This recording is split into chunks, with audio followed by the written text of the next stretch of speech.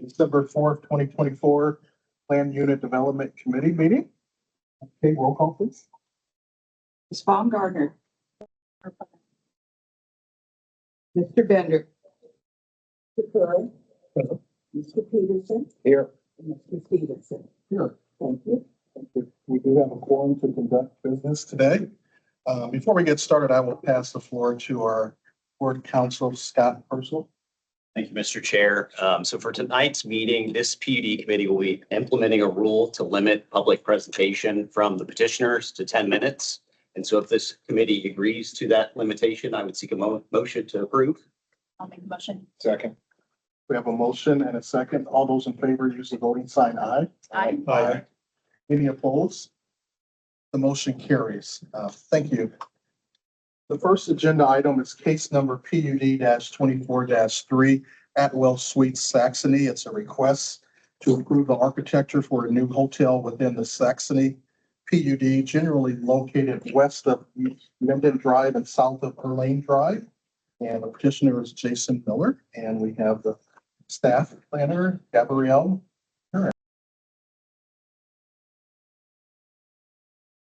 Today, PUD 24-3 Atwell Suites Saxony. So my name is Gabrielle Heron. I'm a senior planner for Planning and Zoning Department. The project before you today is the IHG Hotel called Atwell Suites Saxony. The subject site is generally located at the southwest intersection of Erlane Drive and Minden Drive. The property is part of the Saxony PUD ordinance number 101-617E. The PUD defers to the Unified Development Ordinance for the architecture standards. This project was continued from the August PUD committee meeting. So here shows the entire PUD, and the yellow star indicates where the project is proposed. So here is a site plan. Site plan shows the location of the approximately 70,000 square foot hotel and associated parking. There are roughly 90 parking spaces, and some may be shared with the rest of the development. And then, so this is actually the updated site plan, which in August included a proposed corner feature, which was a sign at the northeast corner of Minden and Erlane. However, as of December 4th, this site plan has been updated so that there's no corner feature at that northeast corner. So here is the west elevation as proposed in August 7th, just to show a comparison between then and now. So the proposed building materials include a white and red utility brick, black and red ephes, black fiber cement, and brown porcelain tile. And then, so here, this is the west elevation as of December 4th. So there's been some changes, which include an additional masonry and fiber cement color, first floor brick soldier course, metal canopy over the fitness center windows, and entrance off Minden, and additional parapet wall extensions. So here is the east elevation as proposed in August 7th. So this included the same modifications on the west elevation, and there are similar materials and colors.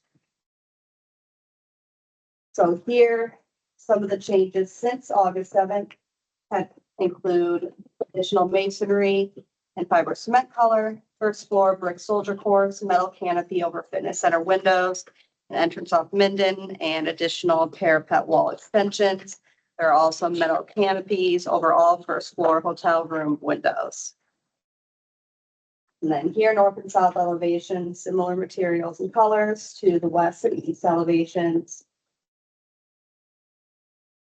And then some of the changes between August 7th and December 4th include parapet wall extensions, a public art installation, and spandrel glass, or essentially a fake window for back of house areas. So I'm going to show you some images that clearly show the modifications made by the applicant between August 7th and December 4th. Each picture is an aerial view from a different angle. These aerial images on this slide show the northwest corner looking southeast. And then this slide shows aerial images of the northeast corner looking southwest. And this slide shows the southwest corner looking northeast. And then this slide shows southeast corner looking northeast. And the following images show the modifications made by the applicant between August 7th and December 4th, except in these pictures, it's a 3D rendering. And all of them are from a different angle. This is the eye level elevation from Airland Drive of the northwest corner with landscaping. And here is the eye level elevation from Airland Drive of the northeast corner with landscaping. And then here is the eye level elevation from Airland Drive of the southwest corner with landscaping. And then here is the eye level elevation from Airland Drive of the southeast corner. And eye level view of the southwest inside corner with landscaping. And then here, I'm going to show you a couple slides of photorealistic images. So these two images show the modifications made by the applicant between August 7th and December 4th. And these are both from Minden. And then these two images are from Airland Drive. And then here are photos of the multifamily apartments to the east, west, and south. To the north is the to-be constructed Silver Collection at Saxony. They have provided public comment as an exhibit to the staff report. Staff requests feedback from the PUD committee and has no recommendations. Thank you, and staff is available for any questions. Thanks, Gabrielle. Do we have any questions or comments for staff? If not, we'll hear from the petitioner. Thank you.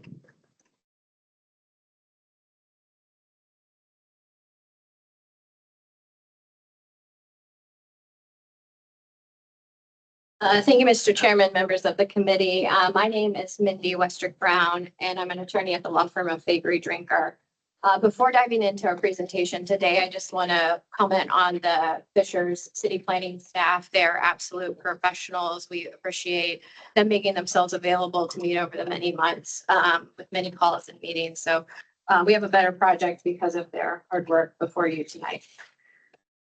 We're here on a follow-up from a continuance granted from the PUD committee in August. And for the record, Striving Legacy is submitting an application to the PUD committee to review updated architecture plans pursuant to the Saxony PUD and the UDO in areas where the PUD is silent or defers. In this instance, the PUD committee has been delegated the authority to review objective standards of designs. We understand people may not like the hotel, but a hotel is allowed and the architecture design standards is what is under review. I'd like to start with what has happened since our August meeting. There are a number of substantial changes. I use the word substantial because, first of all, the staff report lists 12 big architecture requested changes that we've made since August. Second, those changes come at a cost of more than $500,000. Striving Legacy would like to find a way to make this architecture work for the city of Fishers. And while some other petitioners may have pushed back on those 12 changes, Striving Legacy found ways to take the edits and requests from staff and work them out. We've supplied a supplemental handout which walks through our, here we go, which walks through our work since August with the staff. We met first with staff 7 days after the meeting.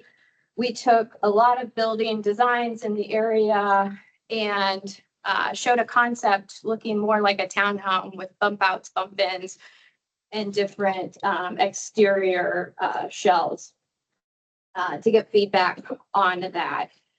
Given the initial feedback, which is provided on page 2 of the supplement, we were able to move forward with some additional work with our architects to show some additional versions of those for additional staff feedback.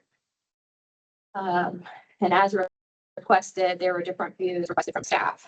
Then we received on August 28th, some additional requests from staff, which are outlined on this page, to match the bump ins, to match the bump outs for a metal awning across the first floor and additional glass feature.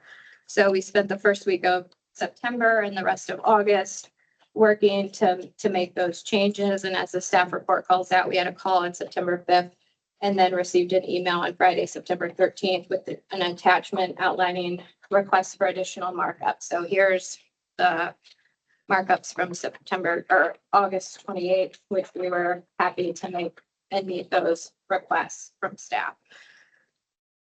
The September 13th requests were public art, which we have extra large public art on the new designs on the north elevation, the continuous awning, the caps on the corners, additional windows, including real windows and fake windows and storefront windows on the north side.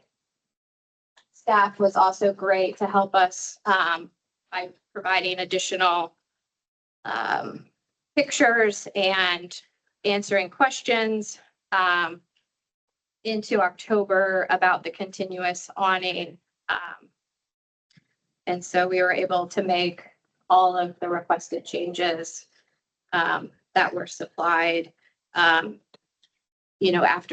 some back and forth of understanding what was requested and how to accomplish those requests. Next, I would draw your attention to the staff report, starting with the standards chart on what is now pages 31 through 35 of the combined packet, which show that all the standards have been met for a cohesive design, building scale, building form, architecture elements, and materials of the UDO. And again, the entire list of changes that Gabrielle did a nice job presenting can be found on page 36 of the staff report, as well as under tab 5 or page 5 of tab 1 of our presentation. Page 6 of our here, additional staff comments, and then the picture that they sent for the awning and additional comments about the soldier course and the metal awning. So now if you move to our presentation packet, page 6 of tab 1, start to show the differences.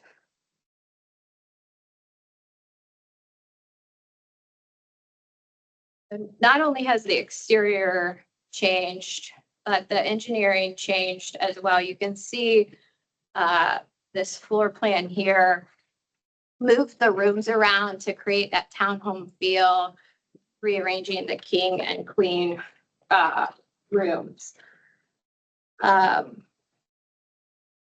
Also, the 4 stories of brick in one color, the 3 stories of on the bump outs, the 3 stories of brick with the new fiber cement material on the 4th floor of the bump ends. The metal awnings that we've discussed, the windows, the raising the windows, the parapets, the brick row lock, soldier post details on the 2nd and 4th level and strategic locations.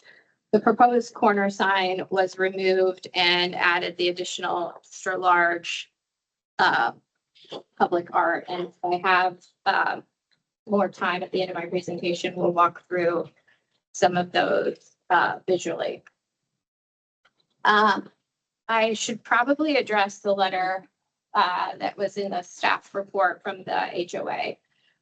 So the first concern in the letter was public safety due to the operations of the hotel. And we don't believe that this is before this committee, and we also respectfully disagree on the basis of that concern. The next concern is the lack of a walk-up business, and we agree that a hotel is not a walk-up business.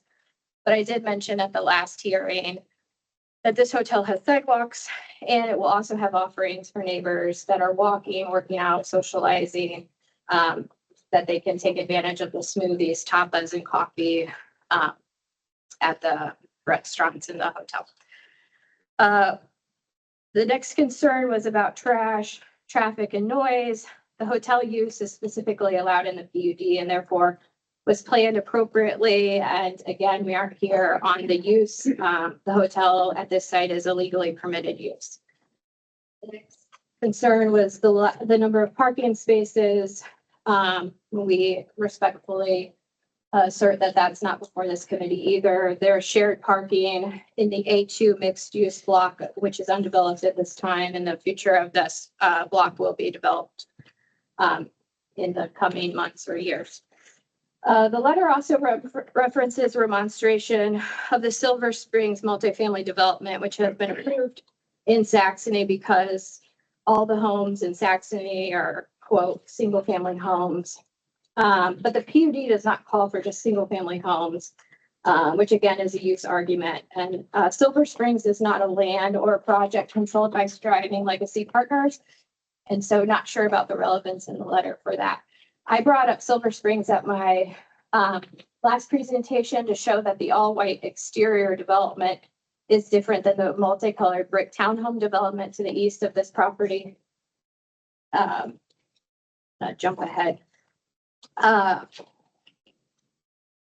So we believe we've met the requirements to show compliance with the charge of this committee and to meet the standards on pages 31 through 35 of the staff report, which we believe is the only reason the committee would decide to continue or legally deny this. The standards aren't meant to be subjective. They're in place so the committee can decide and conform to objective standards have been met. If the majority votes no on this architectural review, we would respectfully request to receive a written record from council outlining the technical architectural requirement the committee believes are unmet within 5 days. In order to review and timely appeal to the Plan Commission, the PUD Council has advised in writing that such an appeal must be made in a reasonable amount of time and can be made more than 30 days post-hearing, but not more than 6 months to a year post-hearing. We have a letter from Saxony that's been supplied to staff for the design review board. That's an official process of the Saxony PUD. The letters from Meg Ransfeld, who is Saxony Design Review Board Manager. The letter mentions a gentleman, but I don't believe Meg lives or has lived in Saxony. I do believe her review is consistent with the PUD. Republic Development is the master developer of Saxony and related business entities and still holds parcels to be developed. And therefore, they have an active interest in the community, and they also have maintenance responsibilities in the community. We do believe the master developer's participation is not a conflict of interest. Saxony Design Review Board worked with OHM, including an architect and a landscape. Ms. Westrick Brown, we've met the 10-minute time limit for this presentation. Thank you. Thank you for your presentation. Do we have any questions for the petitioner? I'll make a motion to deny the item. Second. We have a motion and a second. A roll call, please. Ms. Baumgartner. Yes. Mr. Peterson. Yes. Mr. Curran. Yes. Mr. Bender. Yes. Mr. Stevenson. Yes. The motion carries. Thank you. Next agenda item on for us is case number PUD-24-20, Walmart Fuel Station, a request to approve architecture. Chair, sorry. I believe that gentleman is still traveling here. Okay. So if you don't mind to go to the final item. Yeah, we will table that to the final matter. Well, we will move to, We might want to pause too if residents would like to leave. And I'll take across. Thank you. Thank you. Thank you. Thank you.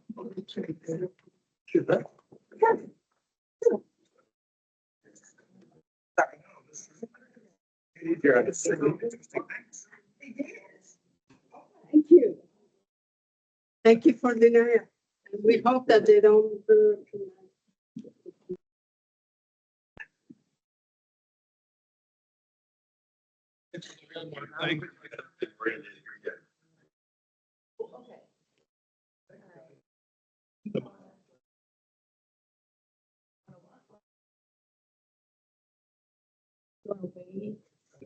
We can't.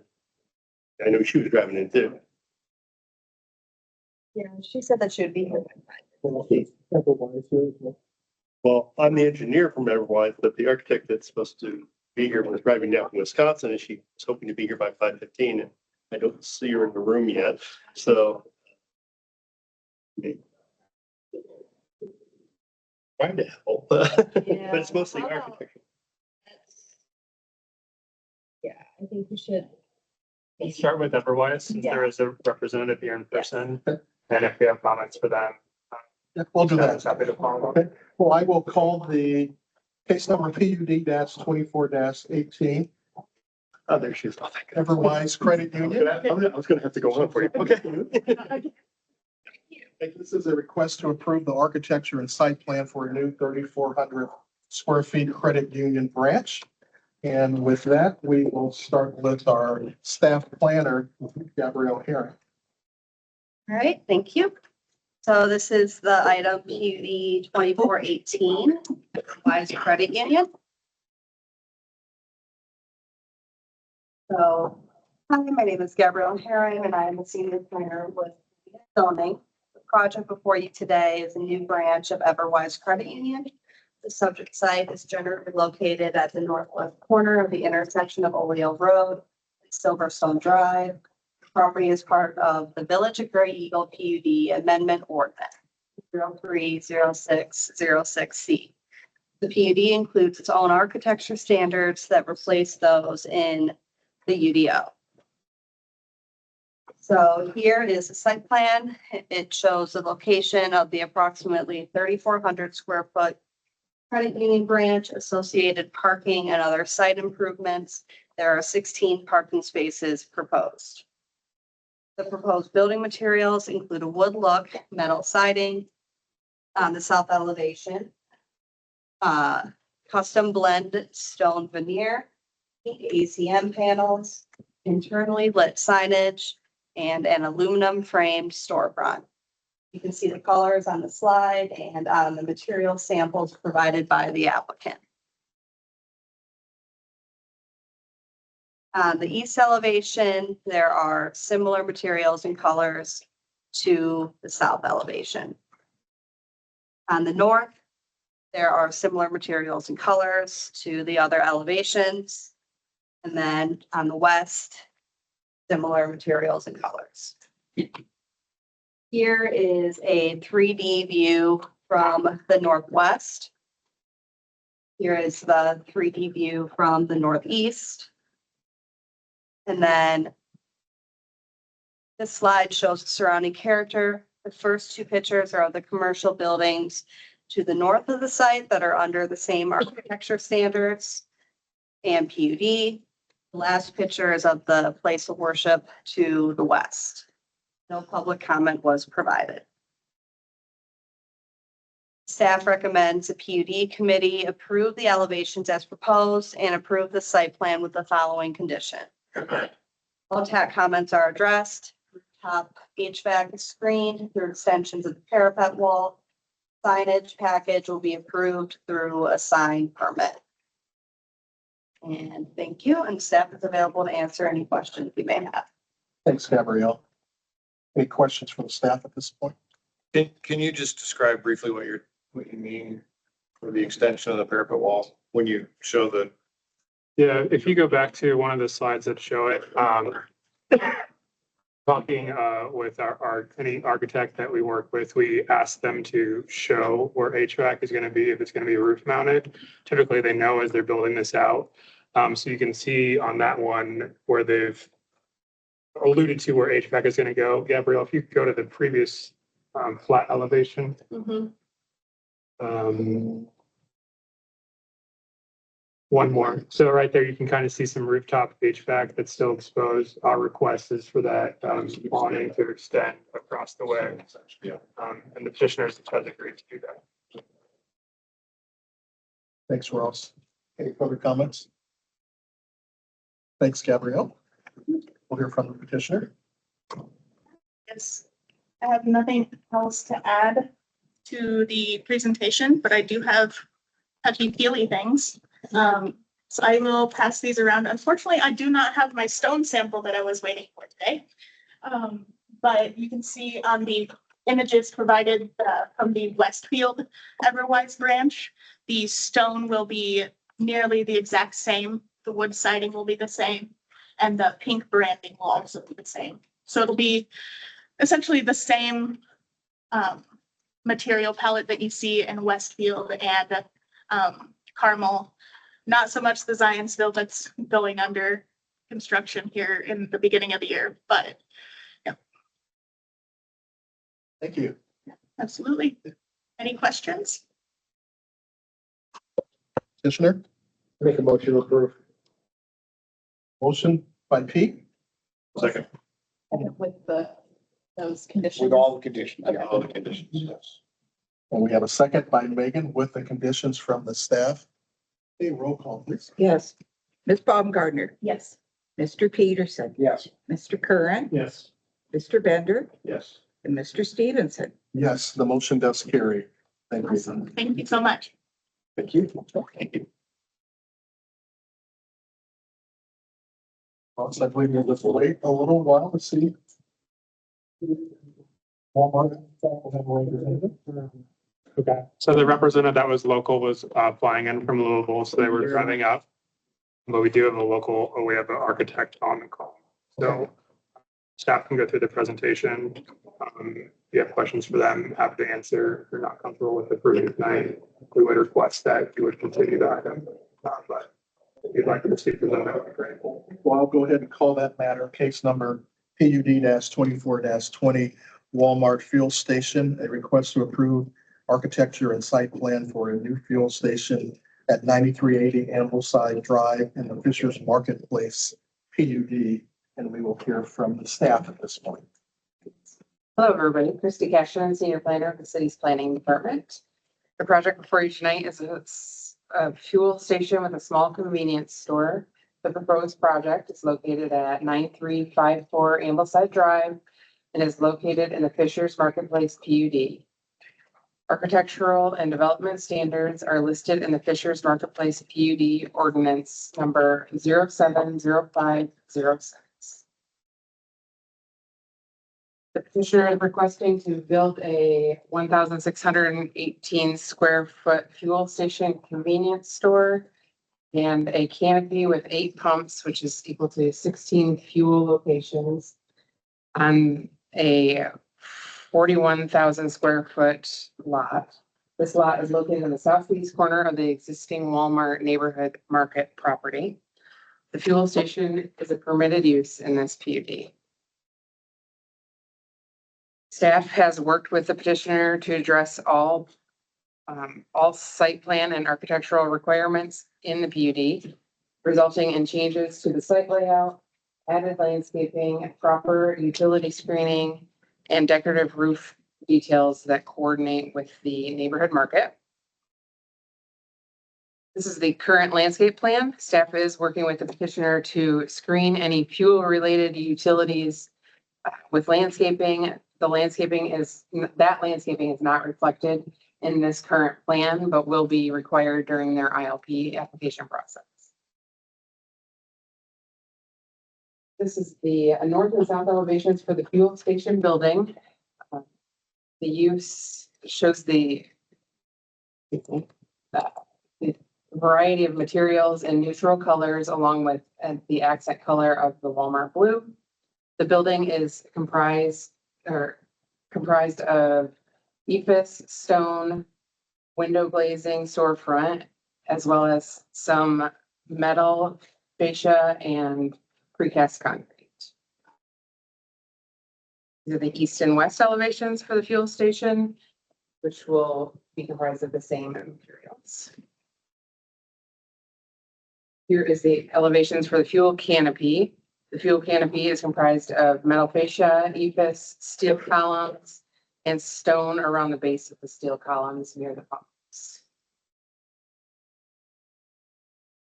The proposed building is located amongst a variety of commercial buildings shown in this slide, as well as a multifamily residential complex east of the building.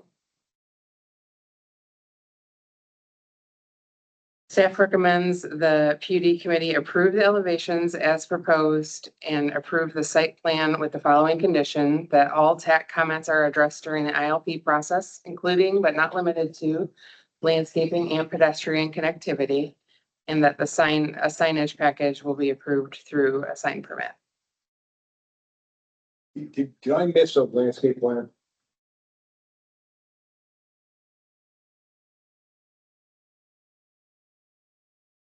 There will be some additional pockets of landscaping to landscape around some fuel vents and things that need to be on site for a gas station. Thanks, Christie. Any additional questions for the staff?